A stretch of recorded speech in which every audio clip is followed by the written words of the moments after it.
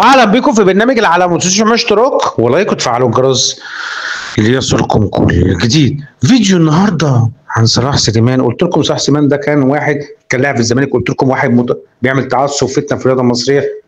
شخص كلاعب اصلا مش انا ما حدش عارفه، يعني شخص كلاعب ما حدش كان عارفه، وبيحب يثير الفتنه والتعصب، وبيحب يثير اللغط، بيحب الترند واللقطه جدا. صلاح سليمان بيحب يتكلم جدا، بيقول كلام كله بشع عن النادي الاهلي، كلام غير محترم عن النادي الاهلي، بيقول كلام منتهى التعصب فتنه. فهو طبعا صلاح سليمان طبعا هو بيقول حاجات اصلا مش موجوده على الواقع، بيقول حاجات اصلا من وحي خياله. فطبعا صلاح سليمان طبعا هو وضع الاهلي عمله مرض نفسه، عمله تعب نفسه، عمله عقده من سنين يعني. صلاح سليمان طبعا هو ميت وش متمام، ما عندوش شخصيه، ما عندوش مبدا في حياته. في نفس الوقت طبعا هو منافق ومدرس وكذاب، وان هو بيكره وبيغل وبيحقد، والشر ما ربطه النادي الاهلي عمل مشكله وعمله عقده من سنين، لان هو بيكره وبيغل تجاه النادي الاهلي.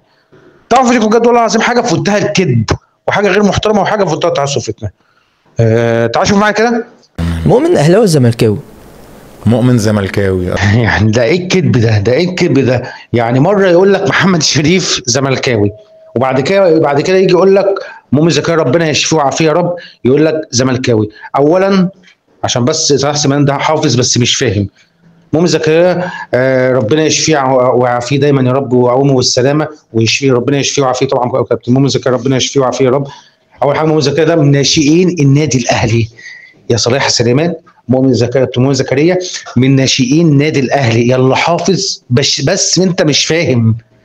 كابتن مؤمن زكريا من ناشئين النادي الاهلي، يلا حافظ بس مش فاهم. هو بس بيحب الترند، بيحب اللقطه، بيحب يثير اللغط، وبيحب يثير التعصب والفتنه، بيقول اي كلام كله مش موجود، كله كلام كذب يعني. فطبعا صلاح سليمان طبعا هو كاره للنادي الاهلي وحاقد عن النادي الاهلي. صلاح سليمان اعرف حجمك قبل ما تتكلم عن النادي الاهلي. استنوني في حلقه بكره من برنامج العالم. السلام عليكم. رايح للأهلي أنسى وارجع فرحان أهلي كسبان.